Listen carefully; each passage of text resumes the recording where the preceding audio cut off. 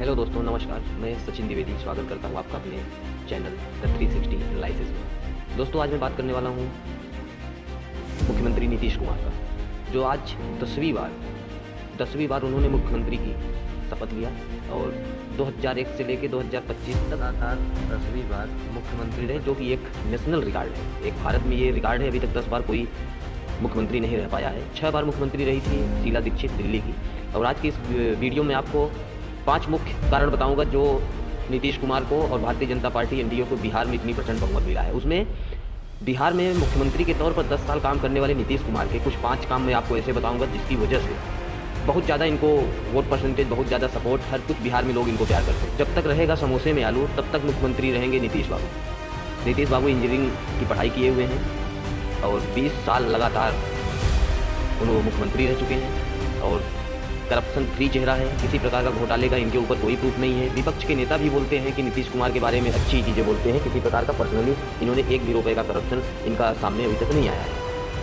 And अब हम बात करते हैं कि नीतीश कुमार के इस बार के चुनाव में इतना भारी बहुमत मिलने के कुछ 5 मुख्य कारण हैं, जिसको आप ध्यान दीजिएगा। तो सबसे पहला मुख्य कारण जो है, इसमें मुख्यमंत्री बालिका साइकिल योजना है, जो इन्होंने 2005 में चालू किया। एंड 9वीं पास बालिकाओं को 3000 रुपया दिए साइकिल खरीदने के लिए। एंड उसके बाद फिर बच्चों के लिए भी किए। तो 2006 में जब इन्होंने ये योजना चालू की, उस समय बिहार में महिलाओं का साक्षरता दर बिल्कुल एकदम कम था। 61 टोटल 61% था, जिसमें 47% महिलाओं का साक्षरता दर था। 2005-06 की बात है, 2001-2005 के बीच में।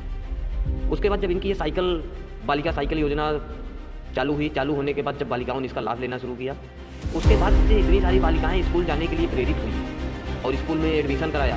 तो ये एक बहुत ही बेस्ट पॉइंट रहा इनके 2005 और 6 का इन्होंने जो ये डिसीजन लिया, जो योजना इन्होंने बनाई, वो योजना जब लगातार कंटिन्यू काम करती रही।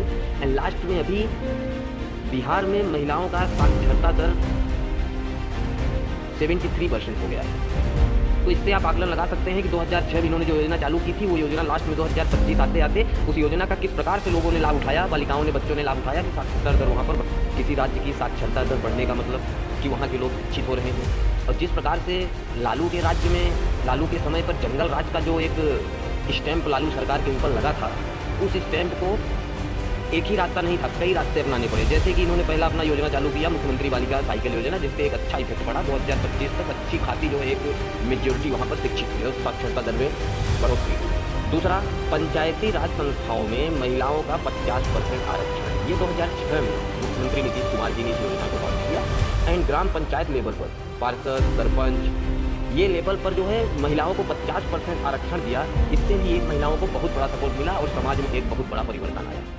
हर जगह महिलाओं ने भागीदारी ली और महिलाओं के भागीदारी लेने से पूरा समाज उसको एक्सेप्ट किया और यहाँ से भी उनको एक बहुत बड़ा टर्निंग पॉइंट मिला। और आज 2025 में सोचिए कि 2006 की योजना जो कंटिन्यू चलती रहेगी तो उसके आकार तो बढ़ते ही रहेंगे। तो आज पंचायती राज संस्थाओं में जो इन्होंने 50% का आरक्षण दिया था, उसका भी लाभ, क्योंकि उसमें जो महिलाएं लाभान्वित हुई हैं, उन महिलाओं का काम ही है कि और महिलाओं को जोड़ना, अपने क्षेत्र में विकास करना और अपने क्षेत्र की सारी महिलाओं को साथ में लेकर चलना। पंचायती राज संस्थाओं में जो महिलाओं को 50% आरक्षण दिया गया है, इस आरक्षण में जितनी महिलाएं कवर हो रही, कोई सरपंच बन गई, कोई पार्षद बन गई, तो भी आप समझिए ना, जब वो क्षेत्र के सरपंच और पार्षद बनेंगे तो विकास उस क्षेत्र का करना ही करना है। ओके, नेक्स्ट, जीविका महिला स्वयं सहायता समूह। इन्होंने 2006 में जीविका महिला स्वयं सहायता समूह चालू किया, जिसमें महिलाएं आपस में ही कुछ पैसे इकट्ठा करती हैं और एक मेंबर के पास रखती हैं। और इस तरीके से ये समूह बहुत बड़ा डेवलप हुआ। इससे महिलाओं को एक इमरजेंसी के समय आर्थिक सहायता, किसी भी कंडीशन पर कुछ भी पैसे की ज़रूरत है तो वहाँ से वो ले लेती थी। ये भी कंटिन्यू योजना भी चालू है और इसका भी लाभ आज भी काफ़ी बड़ा ये योजना का आकार हो गया है। एंड उसके बाद 2005 में नीतीश कुमार जी ने एक योजना लाई, जिसमें road, bridge and 24/7 electricity supply. ये भी योजना उनकी एक बहुत बड़ी, आप बोल सकते हैं कि रोड, ब्रिज एंड इलेक्ट्रिसिटी की जो इनकी योजना थी, उससे ये भी एक बहुत बड़ा भी, सोचिए जंगल राज जो बोलते हैं, जंगल राज के समय कंडीशन क्या थी। जंगल राज के समय शायद बिहार से 6 बजे के बाद कोई निकलना नहीं चाहता था, लेकिन उसी बिहार को नीतीश कुमार जी ने 2005 में ये योजना लाए। उस योजना से इन्होंने गांव-गांव में सड़कें, ब्रिजें अच्छी रेडी किया। जहां पर नालियां थी, बड़े तालाब थे, जहां पे आने जाने का प्रॉब्लम था, काफ़ी दूर घूम के जाना पड़ता था, वहां ब्रिजेस बनवाए। और इलेक्ट्रिसिटी सप्लाई इन्होंने अपने राज्य के हर गाँव के कोने कोने कोने तक इन्होंने सप्लाई किया। उससे एक जैसे इलेक्ट्रिसिटी का प्रकाश लोगों के पास पहुँचा, तब बिहार की जनता को पता चला कि हाँ, लालटेन छोड़ के इस प्रकार से भी जीवन को जिया जा सकता है। और ये सब चीज़ें आज तक चल रही हैं, और ये सब योजनाएं जो 2005 से अभी तक योजनाएं जो चल रही हैं, अभी आप सोचिए कि उसका जो लाभ लेने वाले लोग हैं वो कहाँ से इनको छोड़ पाएंगे और कहाँ इनको भूलकर दूसरी किसी सरकार को वोट देंगे। एंड नेक्स्ट, मुख्यमंत्री कन्या उत्थान योजना। मुख्यमंत्री कन्या उत्थान योजना में स्नातक की हुई बेटियों को 50,000 रुपया, और सबसे बड़ी चीज़ कि जैसे ही बेटी पैदा होती है उस समय से लेकर स्नातक तक की पढ़ाई भी गवर्नमेंट फ्री करा रही है।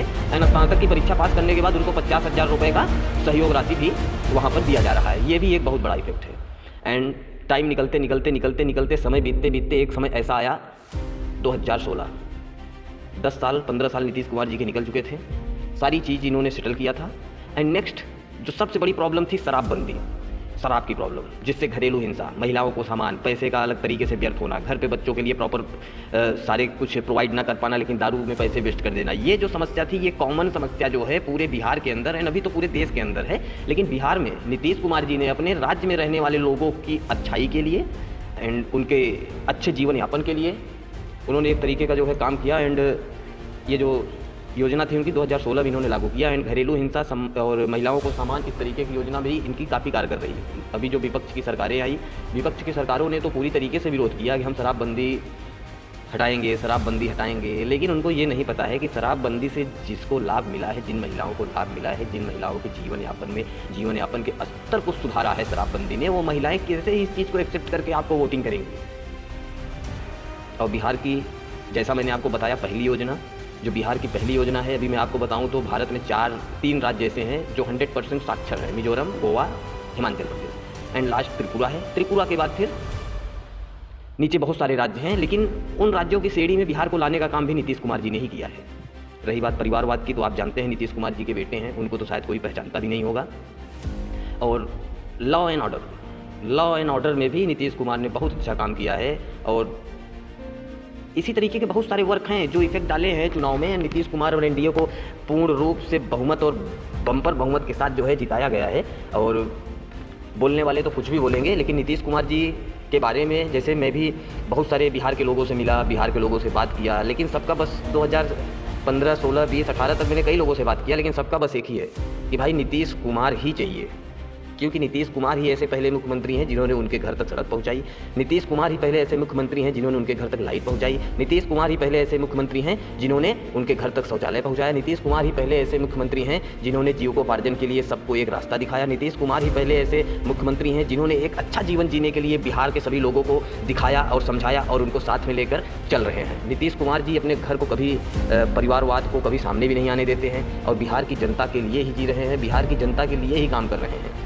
10 बार उनका मुख्यमंत्री रहना, 10 बार मुख्यमंत्री रहने का मतलब आप ये समझिए कि बिहार के लोगों से और बिहार से नीतीश कुमार जी को कितना लगाव है, कितना प्यार है। लोग कुछ भी बोले, पलटू राम है, ये करते हैं, वो करते हैं, वो कुछ भी करें, कितनी भी बार पार्टी वो बदले, लेकिन वो हमेशा बिहार वालों के लिए, बिहार के लोगों के लिए और बिहार की जनता के लिए हमेशा नीतीश कुमार जी आगे ही रहे हैं। इसके लिए नीतीश कुमार जी को बहुत बहुत धन्यवाद। और दोस्तों, अगर आप हमारे इस चैनल पर नए हैं तो चैनल को लाइक करिए, सब्सक्राइब करिए एंड फॉलो करिए, इस पोस्ट को शेयर करिए, ताकि मेरे द्वारा बताया गया ये नीतीश कुमार जी के बारे में जो भी बताया हूँ ये आगे बहुत लोगों तक पहुँच सके और आपका सपोर्ट और आपका प्यार इसी तरीके से बना रहे और इसी तरीके से मैं नेक्स्ट वीडियो अपलोड करता रहूँ और आप लोगों का प्यार इस तरीके से बरकरार रहे। धन्यवाद, नमस्कार।